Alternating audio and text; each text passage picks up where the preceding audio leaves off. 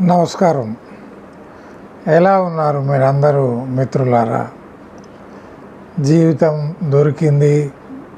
ఈ జీవితంతో ఏం చేయాలి, ఈ జీవితంలో ఏం చేయాలి, ఇవి తెలిస్తే మిగతా అన్నీ కూడా వాటంతట అవే సర్దుకుంటాయి.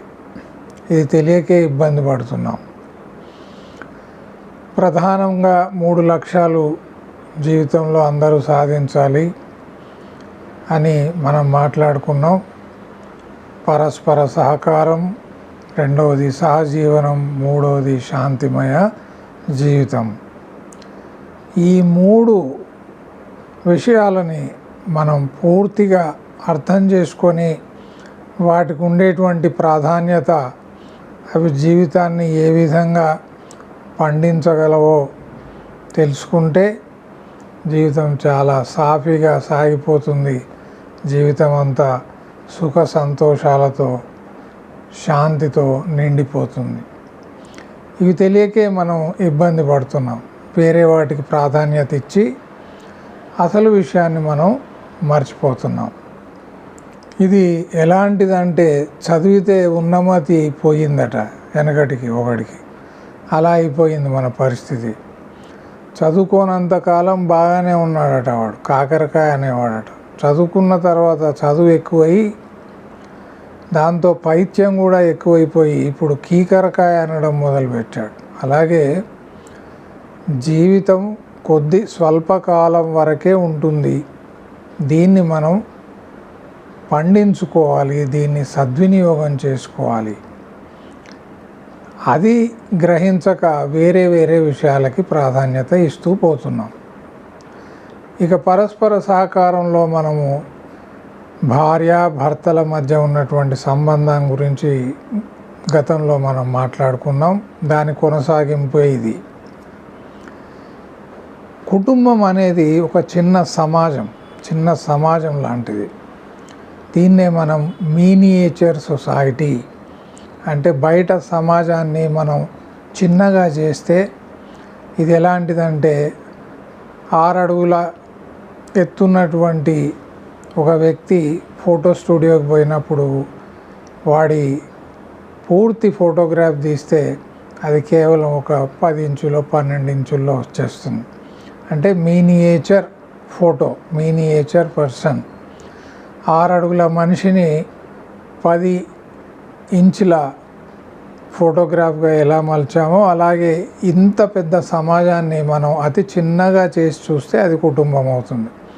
సమాజంలో ఉన్నవే కుటుంబంలో మనకు కనిపిస్తాయి. కుటుంబంలో జరుగుతున్నవే అవి సమాజంలో తిరిగి మనకి పరావర్తన రూపంలో, రిఫ్లెక్షన్ రూపంలో కనిపిస్తాయి. అంటే సమాజంలో ఏమేమి ఉన్నాయో మంచి చెడులు అవన్నీ కూడా కుటుంబం నుంచి వచ్చినటువంటివే. కుటుంబానికి ఉన్నటువంటి మంచి చెడు సమాజం నుంచి వచ్చినటువంటిది. పరస్పరం ఇవి ఇచ్చిపుచ్చుకుంటూ ఉంటాయి.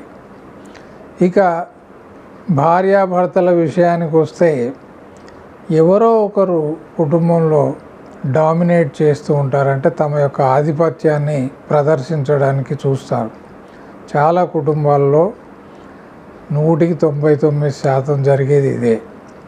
భార్య అయినా అక్కడ తన యొక్క ఆధిపత్యాన్ని, అధికారాన్ని చూపిస్తుంది, లేదా భర్త ఆధిపత్యం ఉన్నటువంటి, అధికారం చెలాయిస్తున్నటువంటి కుటుంబాలు కొన్ని అయితే, భార్య చేతిలో ఉన్నటువంటి కుటుంబాలు కొన్ని. ఇక 3వ కోవకు చెందిన కుటుంబం ఉంటుంది. అక్కడ ఏంటంటే, చూడ్డానికి భర్త అధికారంలో లేదా భార్య అధికారంలో ఉంటున్నట్టు కనిపించినప్పటికీ తెర వెనుక మాత్రం మొత్తం కథ నడిపేది వేరే వాళ్ళు ఉంటారు. అర్థమైంది కదా? భర్త చేతిలో కుటుంబం ఉన్నట్టు అనిపిస్తుంది, కానీ భర్తను ఆడించేటువంటి కీ ఏదైతే ఉందో, ఇది మనం ఒక ఆట వస్తువుకి కీ ఇచ్చి వదిలేస్తే ఎలా అది నడుస్తుందో ఆ విధంగా మొత్తానికి భర్త ఆధిపత్యం లేదా భార్య ఆధిపత్యంలో కుటుంబాలు నడుస్తూ ఉంటాయి.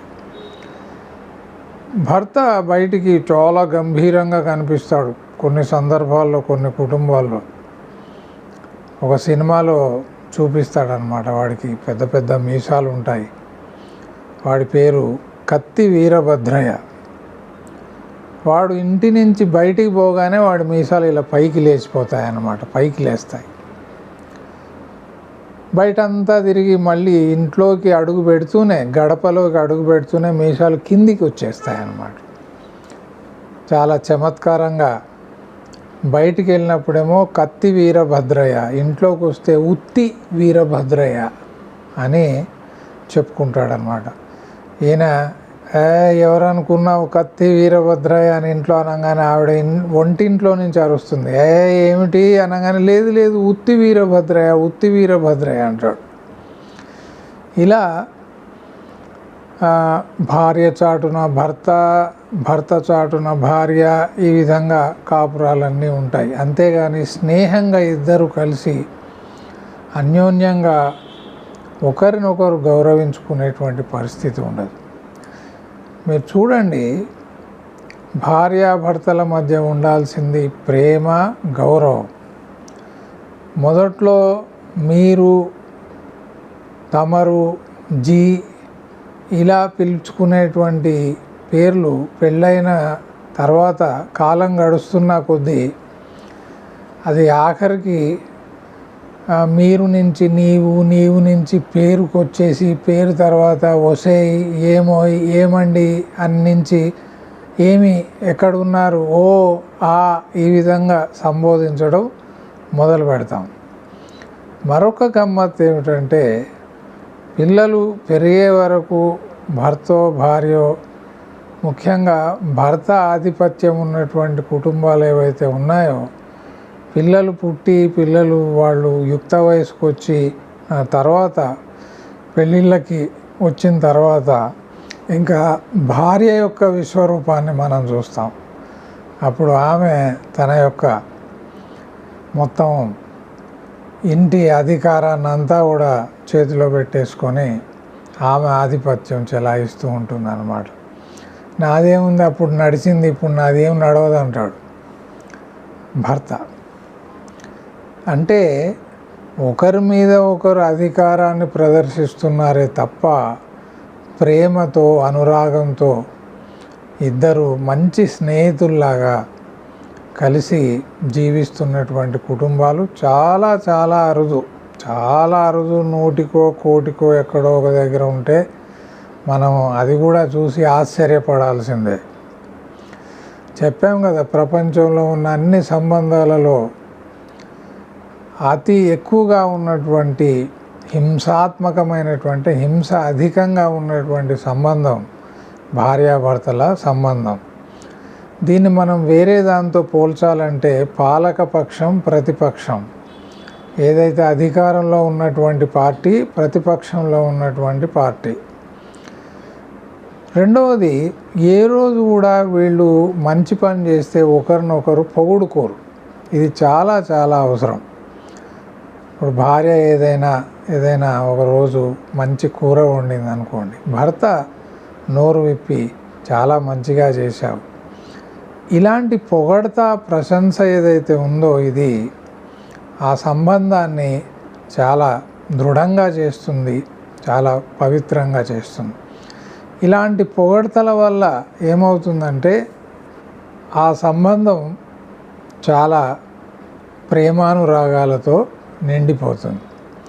పెద్ద నోరేసుకొని విమర్శిస్తారనమాట. చెడు చేసినప్పుడు చాలా పెద్ద నోరు ఉంటుంది, కానీ మంచి పని చేసినప్పుడు భర్త కానివ్వండి, భార్య కానివ్వండి, మీరు గమనించండి, పొగడత అనేది ఉండదు, విమర్శనే ఉంటుంది.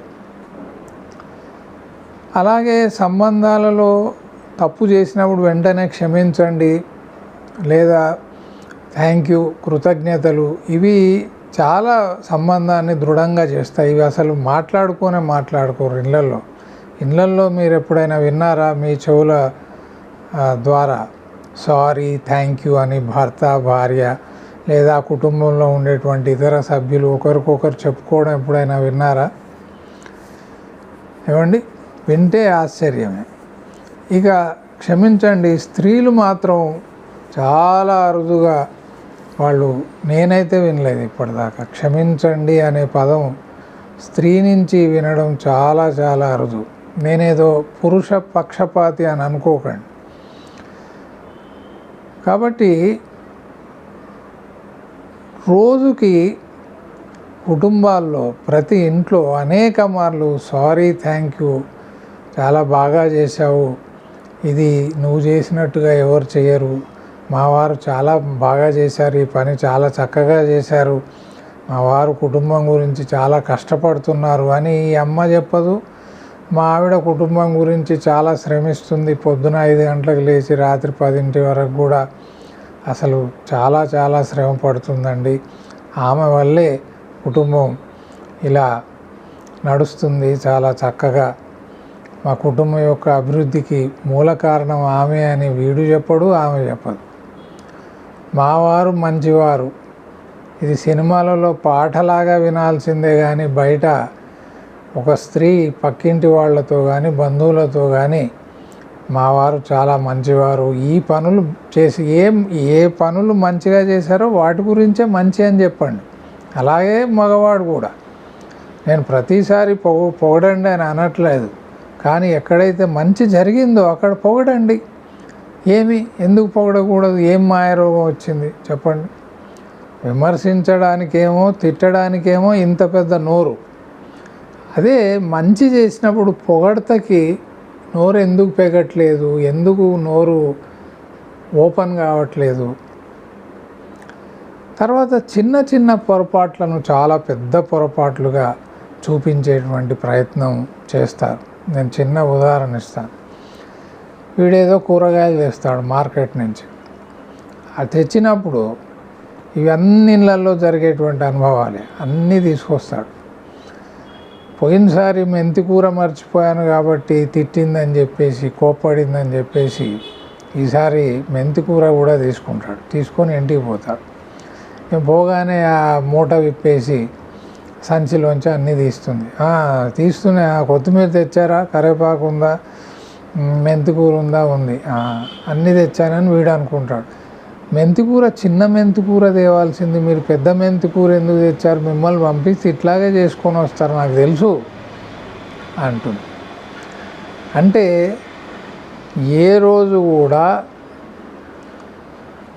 తెచ్చిన దాంట్లో ఏదో ఒక వంక పెట్టడం, భార్య భర్త ఇద్దరు కూడా ఏదో ఒక వంక పెట్టడం. ఈ చాదస్తం అనేది స్త్రీలలో ఎక్కువ ఉంది. చాదస్తం అంటే ఏమిటంటే చిన్న చిన్న విషయాలను అతి పెద్దగా చేసి దాన్ని ఒక పెద్ద భూతద్దంలో నుంచి చూపించి దాన్ని ఒక పెద్ద తప్పుగా చిత్రీకరించేటువంటి దాన్ని చాదస్తం అంటున్నాం.